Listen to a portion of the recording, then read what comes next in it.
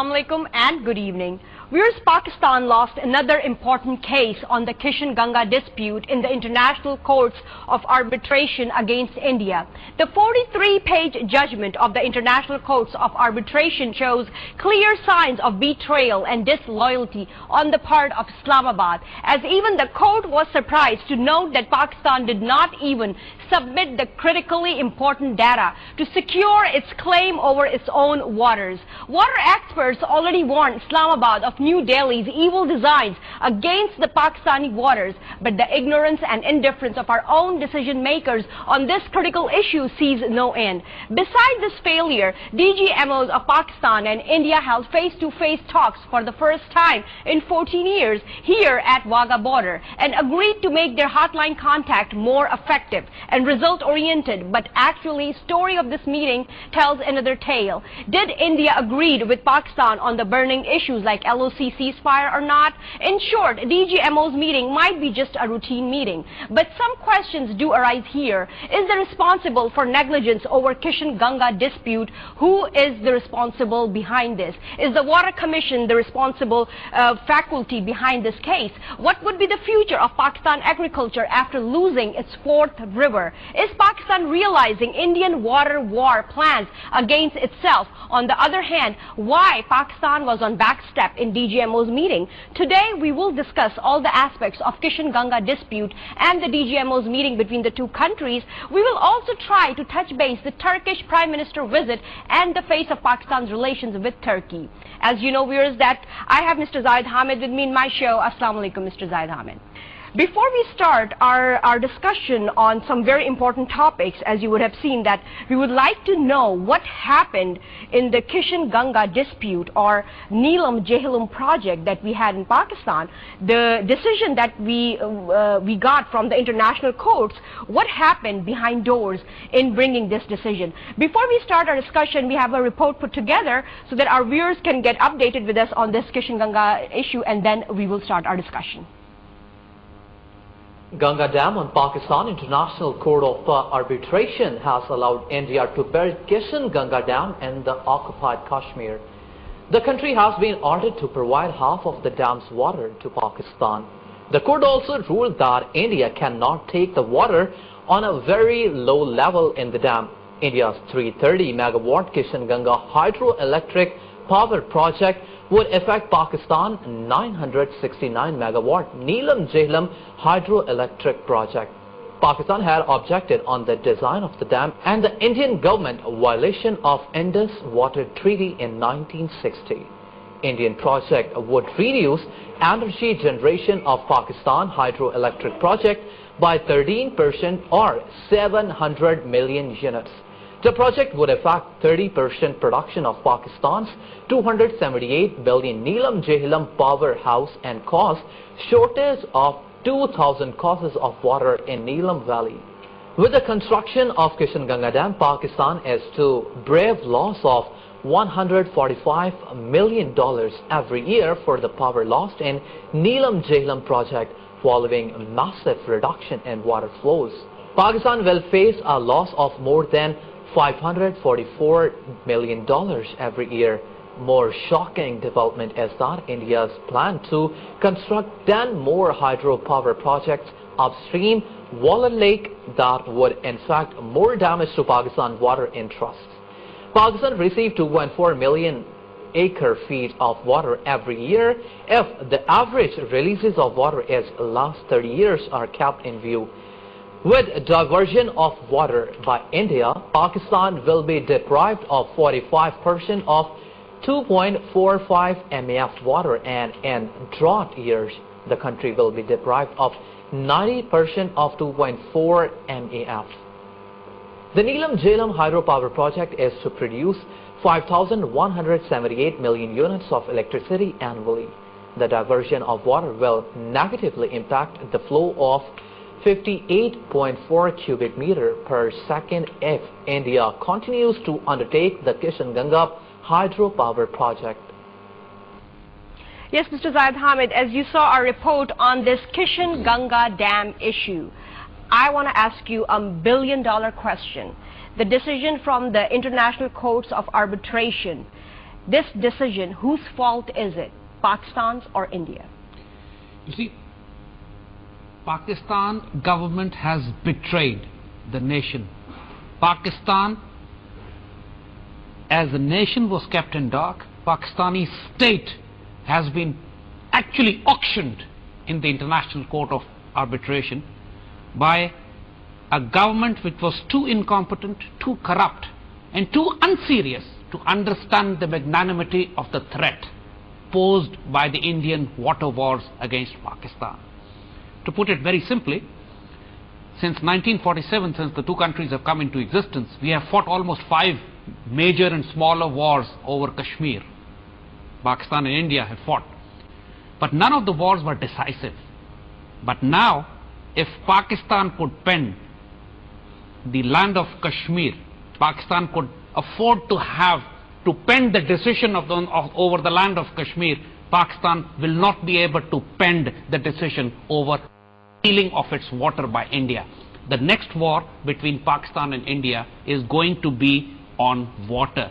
And decisions like these that you are seeing now, decisions by the International Court of Arbitration, that they have handed over Pakistani rivers to India despite an existing treaty of 1960, or Indus Water Treaty, which allowed Pakistan to use those rivers. Why did our own leaders, why did our own government did this to us? You see, the betrayal has been going on for the last 15 years almost, ever since the time of Musharraf. Musharraf was too busy fighting the American war on terror in Afghanistan. And at that time, nobody within the government had any clue as to what India was doing in occupied Kashmir. They were building almost 60 dams, smaller and bigger ones. They were blocking our rivers, exploiting the American presence in Afghanistan, exploiting the stupidity and incompetence of the government in Islamabad at that time, which was too focused on peace with India under American pressure, too focused on fighting the American war in Afghanistan, that Indians were able to exploit the environment and opportunity, started building the dams then. And throughout the tenure of Musharraf, nobody took notice. Throughout the tenure of Zardari, the democracy, when it came the last 6 years, nobody took notice. And now, in the 6 months of Nawaz Sharif government has come, Pakistan had a very incompetent water commissioner. Pakistan has a water commissioner, a person responsible for overseeing Pakistan's water interest, a man called Jamaat Ali Shah, who was since the time of Musharraf, almost for 10 years he was Pakistan's water commissioner. And it is actually said within the patriotic circle that the man was compromised, because he did not raise any alarm or any issue, or did not let the nation know what India was doing, despite the fact that he was responsible for managing the Indus Water Treaty and managing our waters and rivers coming from India. But no alarm was raised by the Pakistan's Water Commission. No alarm was raised by the government. During the Zardari government, the whole country was ripped off, sold and auctioned. Lock, stock and barrel. So forget about the waters. Everything else was also sold out. So nobody raised an issue there as well. And India kept on stealing Pakistan's water by building more and more dams. And ultimately, when the case went up to the International Court of Arbitration, it was not represented from the Pakistani side. Pakistani nation only came to know of the judgment, not of the developments preceding that. Before that, who represented Pakistan, we don't know. But then Zaid Hamid Saab, in this case, why Pakistani government claimed it as a victory? After the judgment came of the international courts, we saw that the Pakistani government claimed that it's the victory for Pakistan. And in fact, it's not the victory. We got defeated. So why this betrayal from the government to its own nation? This is what I'm confused between insanity or betrayal. Either they are insane or are they betraying the nation, or both. The fact of the matter is that it was a Pakistani river. Indus Water Treaty clearly defined. At that time, we had already given 2 rivers to India.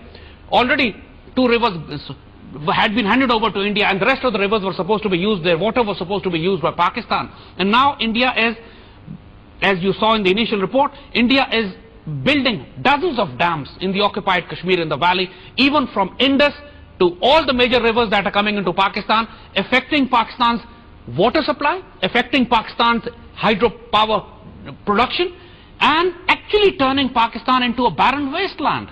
And Pakistan has become a water scarce country. We're actually a drought country And during the flood seasons, you have floods because India releases the gates, let the flow and let the extra water flow into the rivers, causing massive floods during the flood season. And then, but then it's our mistake also that we are not building dams, we are not securing that water that they release during the flood seasons. This is something that we have been very strongly saying that all along, that the Indian water strategy, the Indian water wars against Pakistan are multidimensional. On one axis, they do not allow within Pakistan to build dams. Like, in fact, if you notice, no major dam has been built in Pakistan after Tarbela and Mangla, and they were built in 60s. And the reason being is, ever since, whenever you talk about constructing a huge dam, particularly the Kalabagh Dam, all the parties that are resisting it are actually Indian assets. The political parties have very strong Indian connections. And this is the unfortunate aspect of Pakistani politics, that those political parties which are known to be traitors are actually part of the political process. They come into the assemblies, they create uproar, and they have worked on a deliberate strategy not to let Pakistan build dams. On the other hand, they never raise a whimper on Indian construction of dams on Pakistani rivers. So this is the strategy is built on two axes: not letting Pakistan have any major water storage and power generation capacity, and the other hand, build dams and steal Pakistani rivers. And the fact is, you see, India is not just doing this to Pakistan. Exactly the same strategy is being deployed against Bangladesh also. If you go to Bangladesh today, if you ask what is happening to all the major rivers that are flowing into Bangladesh, the Bangladeshi thinkers and intellectuals and their scientists are now crying hoarse that their waters are being stolen exactly in the same fashion as the Indians are stealing Pakistani waters. Hamid, don't you think that before blaming the external factor, we should be blaming our internal factors also? Why is our government, why is our politicians letting outside people do this to us? Why aren't we building our own dams? Why didn't we represent our case in this Kishan Ganga on fair ground with credible people? Why foreign lawyers? You see, this is the point. The insanity of our own government does not absolve Indians of their crimes. That's a separate crime, what they are doing. And as we said, whatever might be the reason, whether it's the Indian crime, whether you blame them, or you blame the incompetence and corruption and stupidity of the Pakistani government, who has let this crime take place, who have not built dams, who have not represented Pakistani case properly in the international forums, all of these put together are heading towards one direction, and that is ultimately there's going to be a massive bloody showdown between Pakistan and India over water. Pakistan can live without the land of Kashmir, but not without the waters. But then the cause for this bloodshed would be our own government, who took this situation to this extreme. I will totally hold responsible the government of Musharraf, the government of Zardari, and now the government of Nawaz Sharif. The three consecutive governments in the last 13 years who are in Pakistan are responsible for this absolute insane betrayal of this nation. And rubbing insult to the injury, the Minister for Water is actually celebrating it as a victory. I mean, how insane you can be, how stupid you can be. I mean, this is they're keeping the nation in betrayal. Why is that? I would like to share with you the judgment of the ICA, and it's a 43-page judgment. In the para 93, the judgment itself is kind of surprised about the way our team performed. It says Pakistan has submitted no data on current or anticipated agricultural uses of water from Kishan Ganga Neelam River. So do we not have any agricultural usage of water from those rivers? Why did this happen? You see, again, it's total incompetence, corruption and betrayal. As we said, the water commissioner for the man who was responsible for Pakistan, Water Commissioner Jamaat Ali Shah, he actually left the country fearing that there will be treason cases against him, but then guaranteed by his friends he came back, and he has still not been investigated. If he is put in a court of law, put on trial, you will find out. If he is made to speak, the man will speak that who was responsible, who asked him, who compromised him, who asked him to stay silent on not providing this data to the International Court of Arbitration, or not represent Pakistan, not to raise the alarm in the Pakistani media. Here the role of the media also comes into play. Then this Pakistani media, we've always been saying, is the most hostile media to the state. Nowhere in the world you will find media so hostile to the state than the Pakistani media. Major segments of Pakistani media are financed by the Indian assets, run by journalists which are hostile to Pakistan. The foreign funding into Pakistani media is actually crossing the limits of betrayal and treason. And that is why you find that despite one of the biggest betrayals of Pakistan in recent history, Pakistani media is totally silent on Kishan Ganga Dam issue. And we will continue our discussion, Mr. Zaid Hamid, right from here. Viewers, stay with us. We will discuss more on this case at the Kishan Ganga Dam issue, the decision that has come out. We would like to go in detail of this decision as well to find out who betrayed who. Stay with us. We'll be right back after a short break.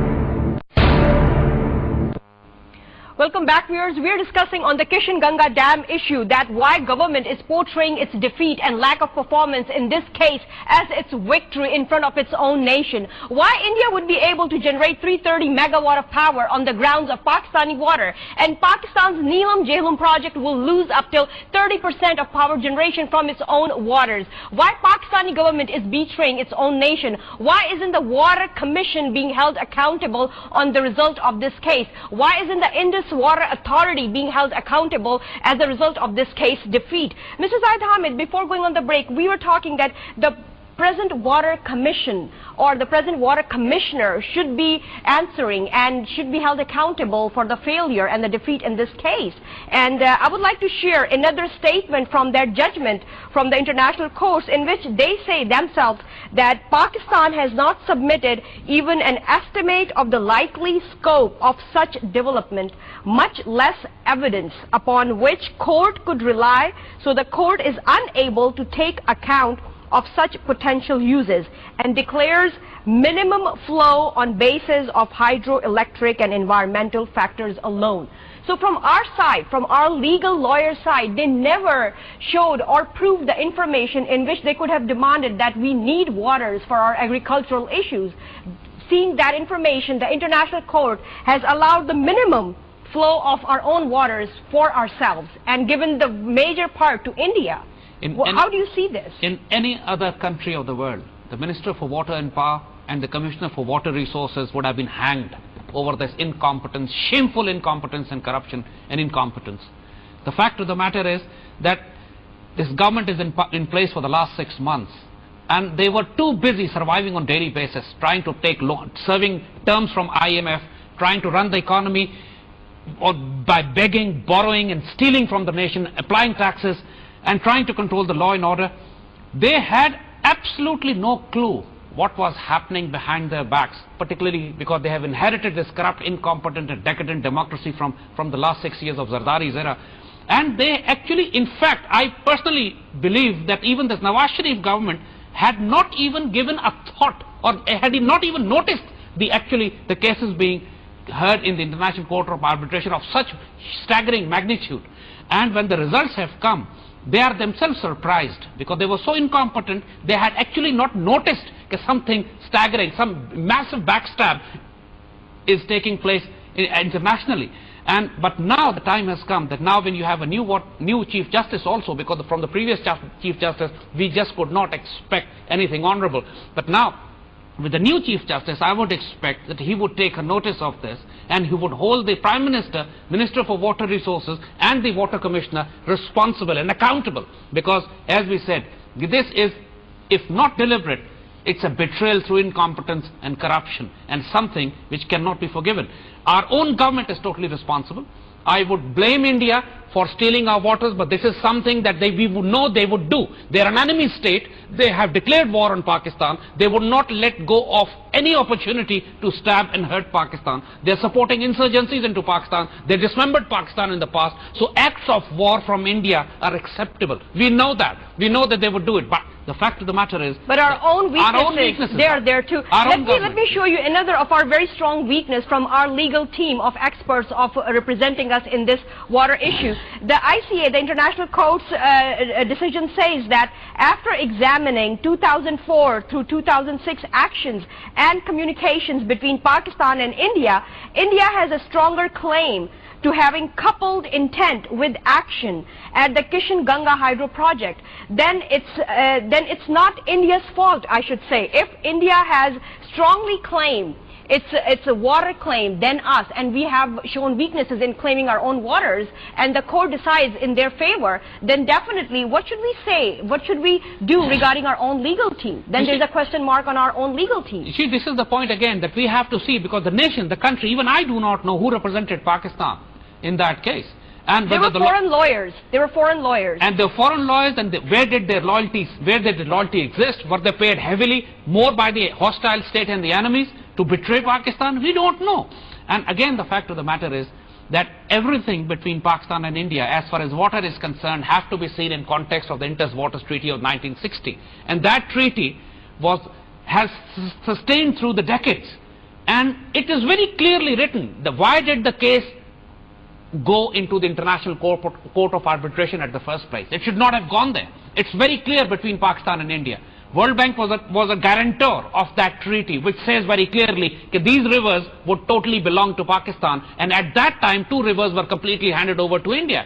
And then after that, what about the 40... But Mr. Zaid Hamid, you mentioned about blaming Zardari's regime, and then the Musharraf regime, and then the Nawaz Sharif regime. But how about when the Indus Water Treaty was taken place in 1960? How about Ayub Khan?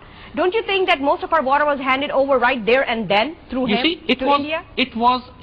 There is no doubt about that Indus Water Treaty was the original sin.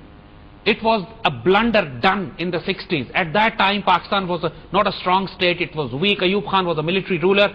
He had no clue of politics and diplomacy and foreign policy, and he made a blunder. But still, during that time, he had enough sense to understand if we are handing over our rivers to India, at least 2 of them, we need reservoirs, we need dams in Pakistan. And Ayub Khan built Mangla Dam and Tarbela Dam. Entire Pakistan today is flourishing. The electricity that you see, agriculture that flows into Pakistan is because of those 2 dams built by Ayub Khan, despite the blunder he did on the Indus Water Treaty. But after that, while India was constructing, and there are 40 years have passed ever since, and while India was constructing dams, especially in the last 20 years, over Pakistani rivers, violating the Indus Water Treaty, no government in Pakistan constructed water reservoirs or dams. And that's a bigger betrayal. The fact, because what mistake Ayub Khan did, he tried to compensate it by building major dams in Pakistan. But all other governments in the last 20 years... Now we don't even have waters and we don't even have dams. So we are in much deeper trouble now. And Pakistan is almost being turned into barren desert. And as we said, we could live without the land of Kashmir, but we cannot live without water. Pakistan is an energy-starved country, and the cheapest energy is hydropower. And now when Pakistani was building a small project, Neelam Jhelum project was not a huge project, it was a small project, few hundred megawatts, where we could now even that would not generate electricity because India is stealing our water. And it's an insane logic. It's all the water belongs to Pakistan. Now India steals half of it, and the government says, and the International Court of Arbitration says that India has a right to steal half of it, without realizing that it was in 1960s Indus Water Treaty, it was categorically defined, India has no right, absolutely no right, to steal or draw or take any water from the rivers that have been granted or given to Pakistan. So, as we said, the case should not have gone into the Court of Arbitration. The dams are illegal in itself, and illegal dams were constructed, and it's just one Kishan Ganga dam we are talking about. There are 40 others also. Right. And then this is not our first defeat. It's our second defeat, actually. Back in 2007, the Baglihar Dams issue, their decision, that also went in favor of India. And we also have almost the same legal team, if we talk about on the performance of our legal team. You see, in the last 13 years, if you just pick up your water commissioners, the previous one, the Matali Shah, and the present one, if you pick up your legal teams, bring them to court, you will know the facts. And the fact of the matter is, the most critical national security issue is being brushed under the carpet. Nobody in the Pakistani media or the government is talking about this biggest betrayal. Pakistan's water have been sold, auctioned, given to the Indians, and with no whimper, no noise in Pakistan. You think the new Chief Justice would have looked into this issue of water crisis and would have taken any step against the Water Commission or the water commissioner? The point is, normally the Supreme Court or the superior judiciary takes notice of the events that are of huge public interest in the national media, or somebody takes a petition in the Supreme Court. So in this case, nobody has taken a petition in the Supreme Court, nor media is covering it. As a result, Supreme Court is also silent. But through this program, we would definitely request the Supreme Court to take a notice of this, bring the people who are responsible to accountability, because this betrayal is far bigger than any betrayals that we have seen in the past. Pakistan have been auctioned without our knowledge, and it looks like as if it's the work of our people from within. If we look at this Kishan Ganga decision and the Baghlehar Dam decision, there are traitors like within. There is absolutely no doubt. Within ourselves. And see, primarily, again, you can focus them where they are, because the water commissioner is responsible for this. Pakistan's water commissioner, there is an authority managing the Indus Water Treaty, and the previous water commissioner and the present one and the Ministry of Water and Power, you will find the moles right here. And of course, the previous government of Zardari's government and the Musharraf, who was completely ignorant of what India was doing in trying to appease the Indians, and now the previous government and this one, they are actually bending over, trying to please the Indians, to have a peace, to have trade and business industry with them, without realizing that actually Indians are betraying, stabbing Pakistan in the back. Sure. And Mr. Zaid Hamid, this was one issue that was the recent development that happened last week. There's another development that happened between the same two countries, Pakistan and India, and seems like that might be some good news for us, that the DGMOs, Director Generals of Military Operations of both Pakistan and India, they met after 14 years, after the Kargil War, for the first time. What does that mean for Pakistan? You see, it means nothing in real terms. The fact of the matter is, as we said, since the Kargil War, particularly since after the 9/11, Indians have been waging a bloody war against Pakistan. The TTP insurgency has killed over 100,000 Pakistanis dead and wounded. The Balochistan Liberation Army, again blocking of Pakistani water, the water wars that have been imposed upon Pakistan, and the fencing of the line of control, where the line of control, which was always for the last 60 years was a disputed territory, has now almost been converted into a de facto border by the Indians, and now Indians are building a solid wall like the Israeli walls which Israelis are constructing in the occupied lands. So with all this backdrop, the meeting between the two generals of the two armies, they would not change any security profile on ground. Nothing would change. It was the first meeting after 14 years, as you said, and we all know that in first meetings you don't decide strategic issues. You just meet cordially, you just say hello to each other, exchange a few gifts, and talk about few very minor issues which they did. Like, for example, if any villager strays into the Indian territory, or Indian villager or Indian innocents come into Pakistan, they would be exchanged. They would be exchanged and released. Mr. Zaid Hamid, we will continue from right here. Viewers, stay with us. We'll be right back after a short break.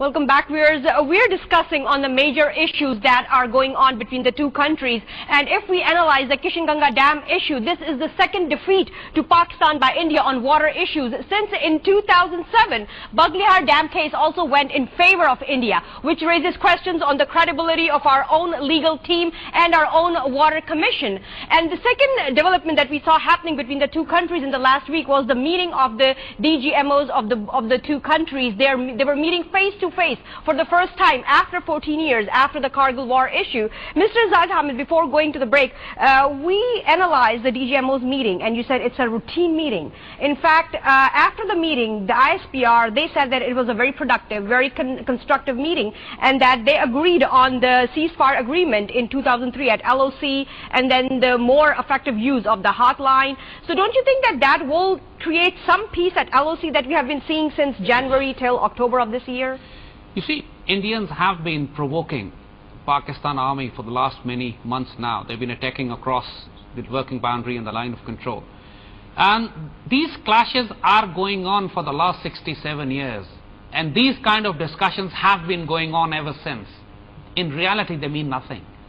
Indians would keep on provoking Pakistan, Pakistan would keep on retaliating, Indians would keep on accusing Pakistan of sending in Khalistan Sikh militants and Kashmiri militants, and Pakistan would keep on denying it. Indians would keep on shelling into Pakistan and we would keep on shelling them back. Indians would keep on doing Siachen-like attacks inside Pakistan. We will keep on doing Kargil-like infiltrations. So this will continue. This has been going on for the last 67 years. And as you said, these are, when diplomatic niceties are involved, when formal statements by the armed forces are involved, there are always decent statements, very cordial environment, issues of mutual interest. But after 14 years, you know, meeting face to face with each other from both the countries, the DGMOs, don't you think that this meeting happened right after the appointment of General Raheel Sharif within almost a month time? So was this his initiative or was that a political initiative? See, it was more of a political, I would say, because Nawaz Sharif is putting pressure on the army to bring the temperature down on the line of control, because Indians are under pressure from Pakistan, because Pakistan army responds ruthlessly whenever India provokes Pakistan. Whenever India attacks Pakistan, Pakistan army retaliates and responds in kind, ruthlessly.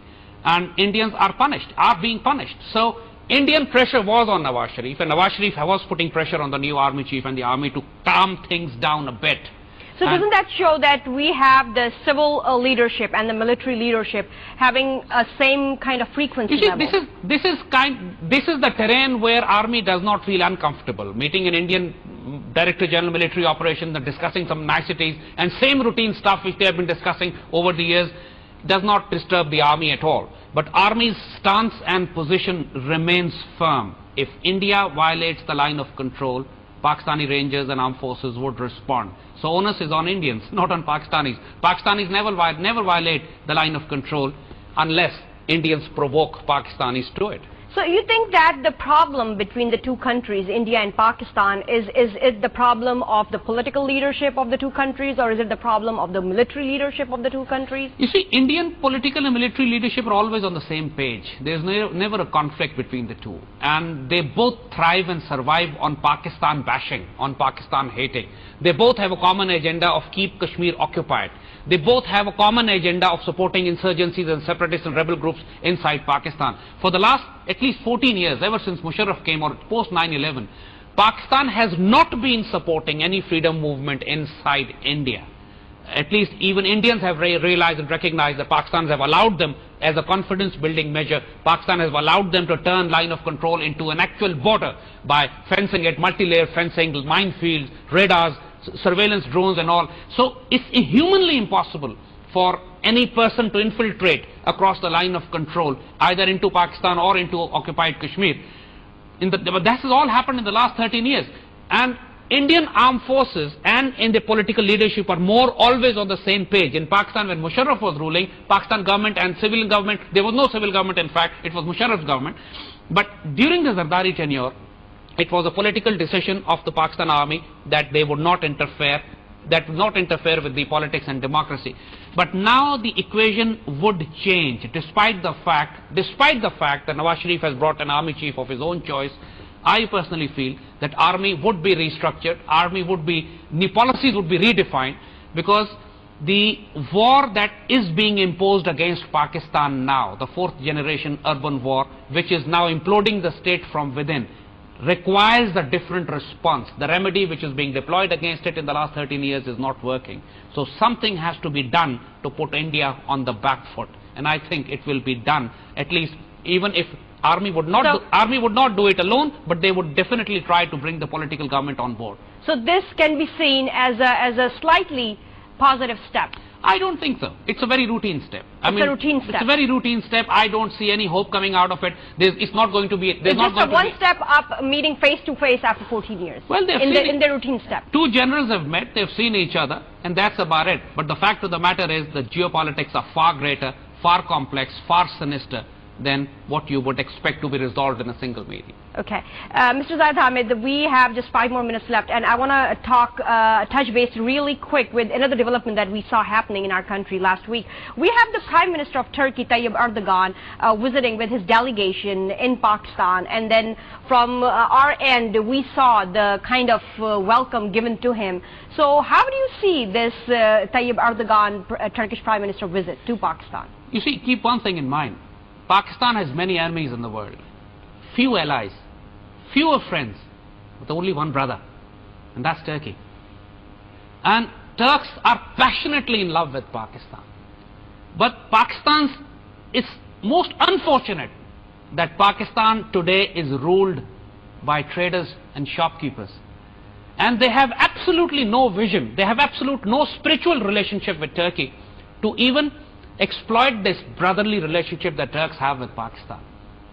Instead of asking Turkey to just invest into Pakistani market and economy, Pakistani leadership does not have the vision, just does not have the depth and the philosophical sense to understand that between Pakistan and Turkey such a bond exists that together we can play a global, regional, if not a global. But what's wrong in promoting the preferential trade agreements like these kind of PTA agreements that to promote the bilateral trade? What's wrong in that? You see, the fact of the matter is that Pakistan today is being destroyed because of two factors.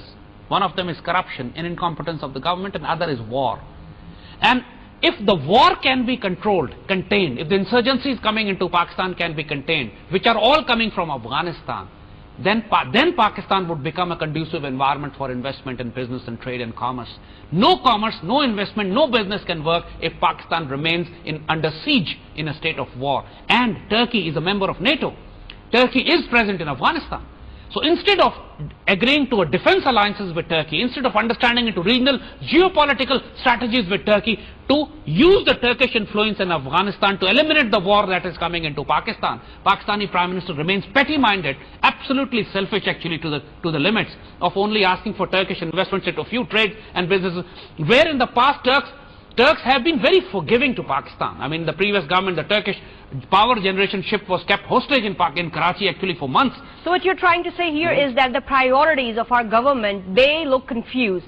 Instead of focusing on reducing the terrorism through Turkish relations, they're focusing on promoting trade and ignoring the terrorist factor. You see, Pakistan and Turkey are so close, the relationship is so spiritual, so historical, that actually Pakistan can get into a joint defense alliance with Turkey.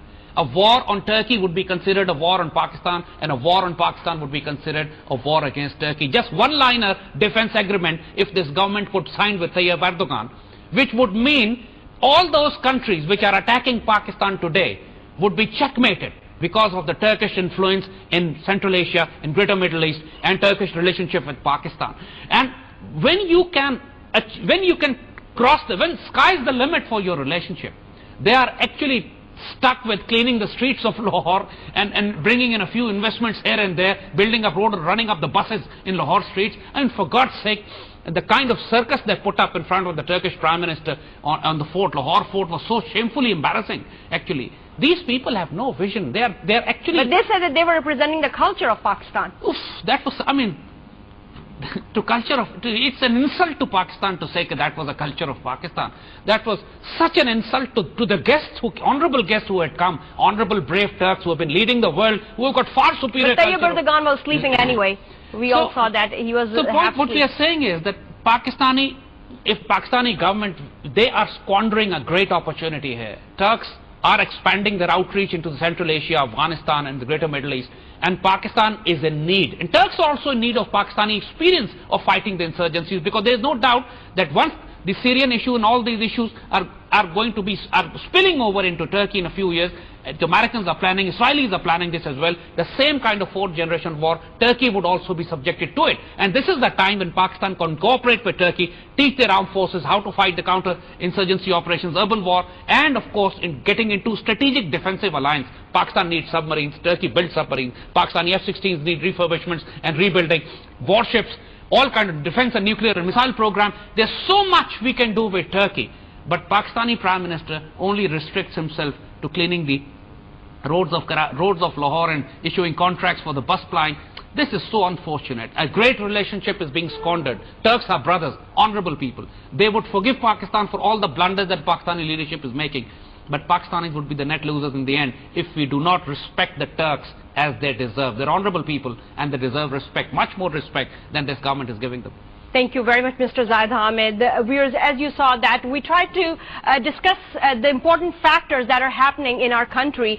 Seeing the Kishan Ganga Dam issue and the decision coming from the international courts, it's an alarming question that raises in everyone's head that are the people, the decision makers sitting in Islamabad, do they have the right credibility? Do they have the right qualification? And above all, are they loyal to their own nation of Pakistan? That's it for tonight. See you until next Sunday. Allah Hafiz and good night.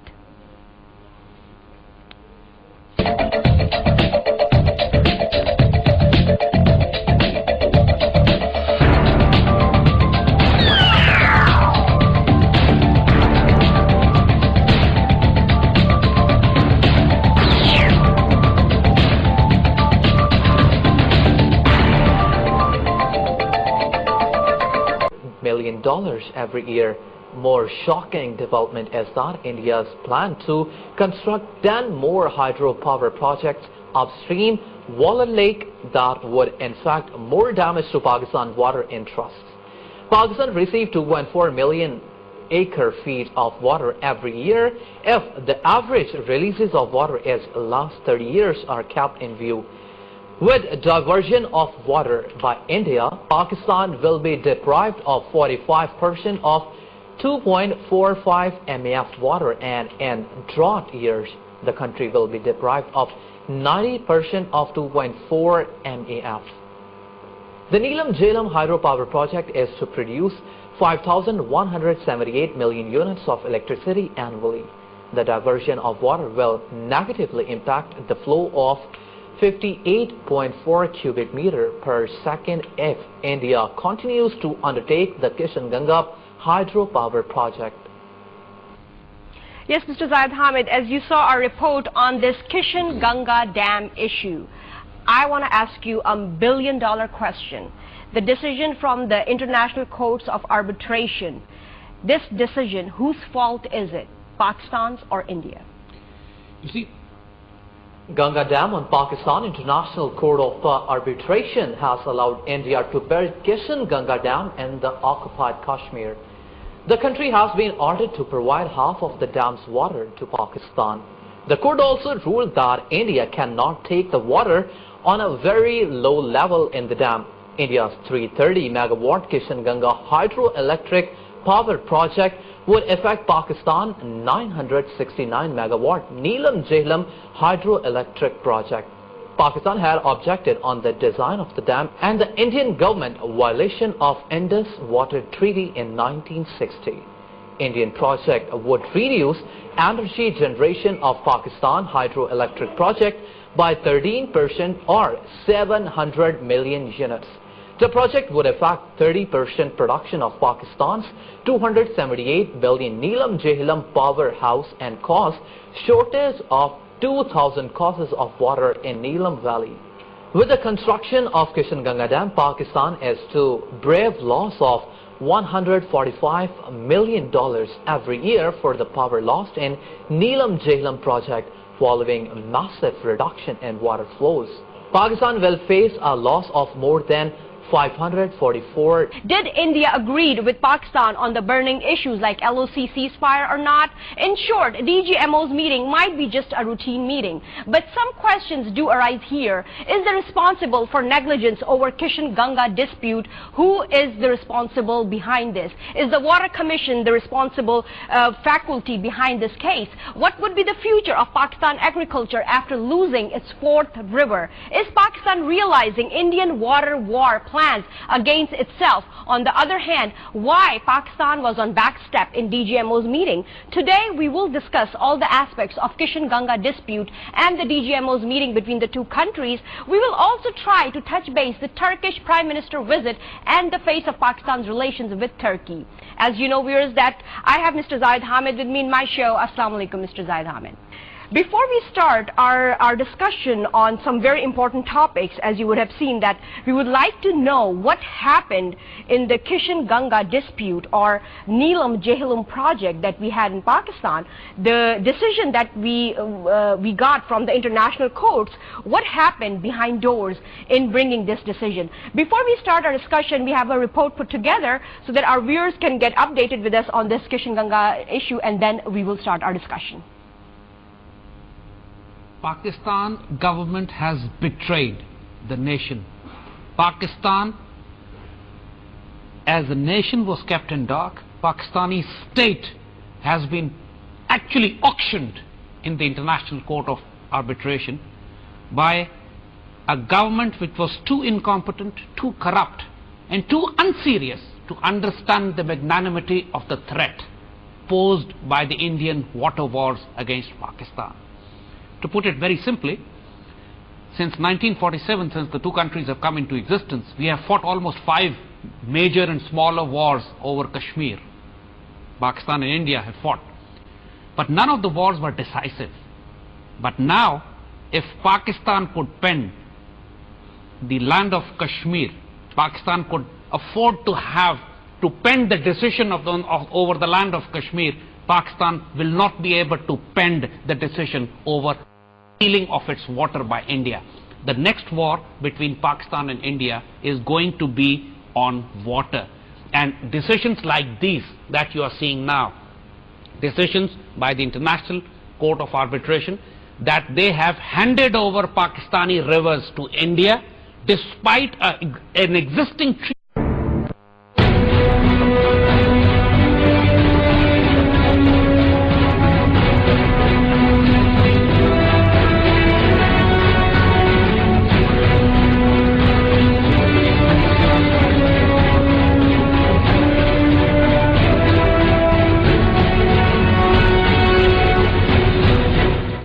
Assalamu alaikum and good evening. Viewers, Pakistan lost another important case on the Kishan Ganga dispute in the International Courts of Arbitration against India.